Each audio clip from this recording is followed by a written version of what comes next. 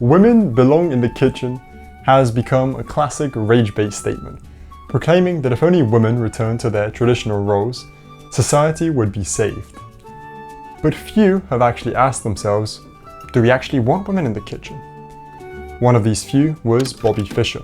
Well, I don't think they should mess in intellectual affairs, you know what I mean? They should keep strictly to the home. The woman's place is over the hot stove, eh? No, they can't cook, but they stay in the house cleaning and things. What if he's right, and it's actually men that we want in the kitchen? Even though cooking is seen as a female domestic duty, and most women cook more than men at home, at the same time, over 75% of professional chefs are men. Which points to an interesting divide, that although the best cooks are men, most cooks are nevertheless women. That there is a fine difference between cooking to survive and cooking for pleasure. And perhaps us men have unjustly outsourced the former to women. So should we spend less time in the office and more time in the kitchen? When I began cooking, I must have been 11 or 12 years old.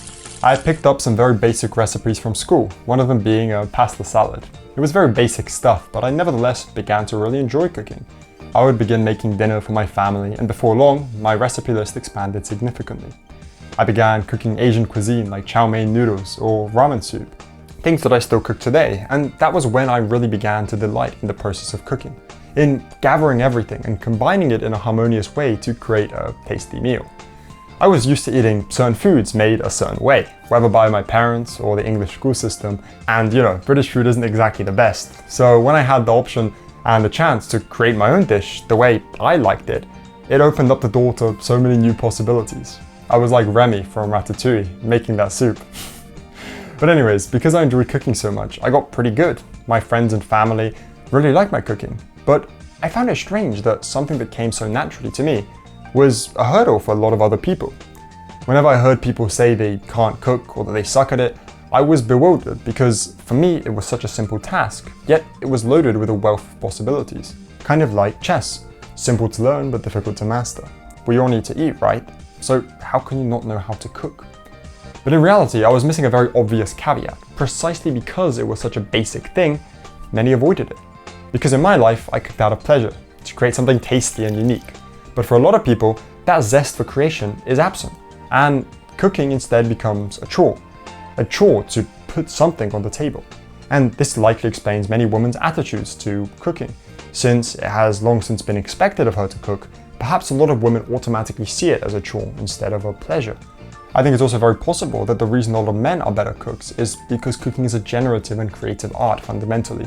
To truly enjoy it, you must have an opinion about what you're making and a passion to make it great. Women don't have such a passion for creation like men. They care more about nurture. Therein lies another explanation to women's prominence in the kitchen. Her cooking is most often a means to nurture her family, not to create the best dish possible. I'm making a Japanese curry with like 5 moving steps. I even made my own curry roux from scratch. Not because I have to, but because I want to. I want to make this dish the best that I can.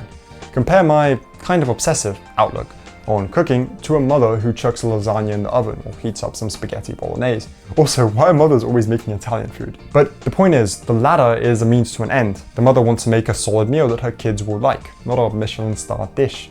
So she throws some frozen fries in the air fryer for her kids, whilst Chef Heston Blumenthal deep fries his chips 4 times. Yes, 4 separate times to make them soft yet perfectly crispy. It's a bit overboard even for me, but you have to respect the dedication. Additionally, if we are talking cooking, there is another aspect to it besides taste, and this is of course nutrition. One that also can be very easily overlooked by a home-cooked mother. Imagine we're both making a curry. The mother can get a ready-made roux packed with seed oils and additives, while I make my own from butter and fresh spices. She fries her chicken in rapeseed oil, whilst I use beef tallow or chicken fat. It's not to point fingers at the home-cooked mother, but rather to illustrate how hard it is to make a healthy meal. It is one thing to cook for your family, for nurture, and another to cook solely for the excellence of the food that you are making. It is totally understandable that most women don't have the time or dedication that is needed to fully master this art. But even so, are women still the better cooks for the home? Because it is one thing to make rich but complex dishes every now and then, but obviously it's infeasible to cook for hours every single day. But most mothers can cook almost every single day and maintain a consistency in their cooking. whilst also making it pretty good. So, how do they do it? Whilst the male chef will look mainly at the quality of his dish, a female home cook is much more likely to look at the effect it has on the person she's making it for. Because really, this is one of the most important parts of cooking, the bond that it creates between people. Most people who cook, men or women, don't do it to make the best meal ever, but simply to make a meal that their loved ones will like. If a mother cooks spaghetti, it might not be the most complex dish, nor cooked totally the right way, but if her kids wanted spaghetti that day, then that's all that matters. Interestingly enough, this split we see in how men and women approach cooking is also indicative of male-female differences as a whole. Women cooking for a social cause, whilst men cooking for achievement, is very archetypal to the most common motivations for each sex in everyday life. Another very important thing to distinguish is that most men are not good at cooking. The chefs clearly make up a small fraction of men, but this also points to another interesting gender divide. If you've seen this IQ bell curve, you might be familiar with where I'm going here, but men in all fields tend to be overrepresented on the extremes. Men are more likely to be geniuses, but also retards, more likely to be billionaires, but also serial killers, and the pattern goes on. I imagine it's the exact same with cooking. A man is much more likely to be a Michelin-starred chef, but also much more likely to only know how to cook scrambled eggs. On the other hand, the averages are predominated by the women. That's why they're more likely to go to university, get a better paying job, and also to be a better cook, because women tend to be more well-rounded. With all of this in mind, does it make sense that a woman is expected to be the home cook? I would say yes, most of all because of this last point that we brought up.